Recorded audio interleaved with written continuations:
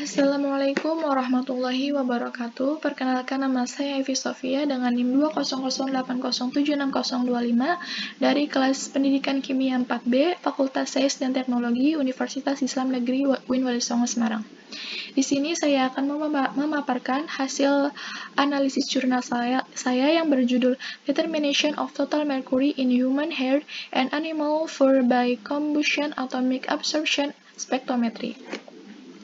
Nah, untuk pembahasan yang akan kita bahas ke depannya yaitu yang pertama identitas jurnal, yang kedua tujuan penelitian, yang ketiga pengambilan sampel, yang keempat prosedur penelitian, yang kelima hasil dan pembahasan, dan yang terakhir kekurangan dan kelebihan dari jurnal yang telah dianalisis.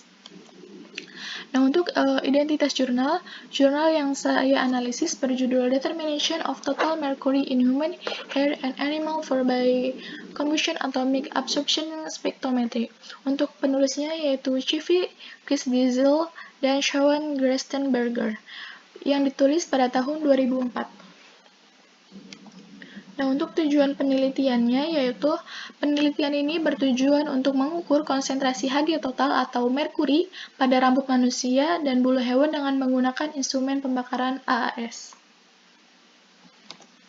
Nah, untuk pengambilan sampelnya yaitu komposit rambut manusia diperoleh dari Health Canada sebagai bagian dari program analisis jaminan kualitas round robin untuk Hg pada rambut manusia, sedangkan sampel pada rambut hewan diambil dari bulu kuda yang diambil dari populasi kuda liar dari selatan Nevada atau Las Vegas dan kuda domestik dari Fallon di utara Nevada. Nah, untuk prosedur penelitiannya yaitu yang pertama dilakukan yaitu mengumpulkan sampel, kemudian setelah sampel dikumpulkan, kemudian sampel tersebut dicuci dan dibilas dengan aseton. Tujuan pembilasan dengan aseton ini untuk menghilangkan kontaminasi eksternal. Setelah dicuci dengan aseton, kemudian sampel ditimbang sampai 0,1 mg. Kemudian sampel dimasukkan ke dalam tabung pembakaran kursa dan setelah itu lakukan pembilasan pasca pembakaran.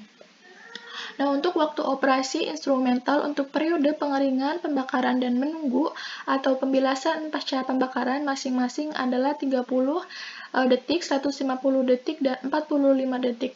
Untuk total waktu analisis kurang dari 10 menit per sampel. Nah, untuk hasil dan pembahasannya yaitu untuk hasil dan pembahasan dari sampel rambut manusia yaitu relatif terhadap rata-rata konsensus rata-rata 100,7 kurang lebih 4,2% dan berkisar antara 92,4 hingga 110,4%. Selain itu hasil rata-rata 4,55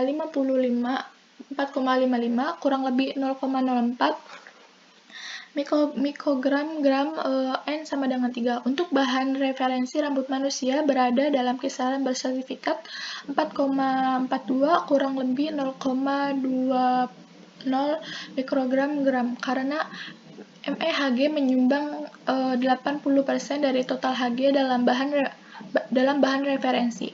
Hasil ini menunjukkan bahwa penganalisis secara akurat mengukur bentuk Hg ini dalam pengukuran total Hg. Nah, untuk di bawahnya berikut adalah tabel dari hasil analisis untuk sampel rambut manusia.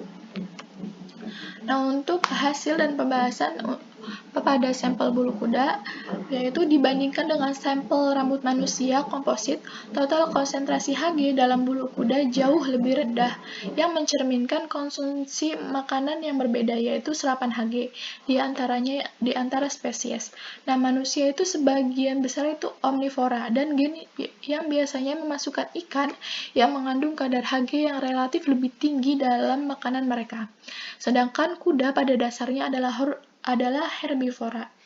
Ada korelasi yang buruk untuk konsentrasi Hg total dengan usia kuda, jenis kelamin, dan kondisi kesehatan.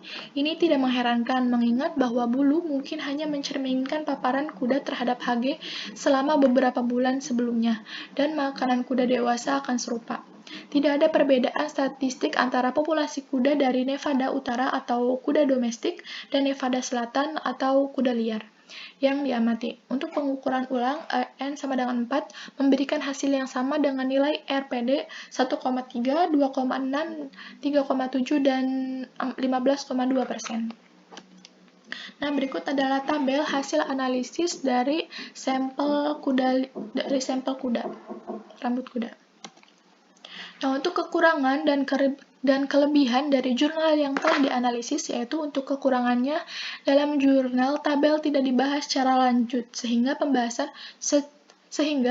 pembaca kesulitan dalam memahami isi tabel tersebut. Nah, untuk kelebihannya, yaitu dalam jurnal terdapat gambar skema pembakaran AAS sehingga memudahkan pemahaman bagi si pembaca. Nah, mungkin cukup sekian dari saya yang dapat saya sampaikan. Mohon maaf bila banyak kekurangan. Cukup dari saya. Wassalamualaikum warahmatullahi wabarakatuh.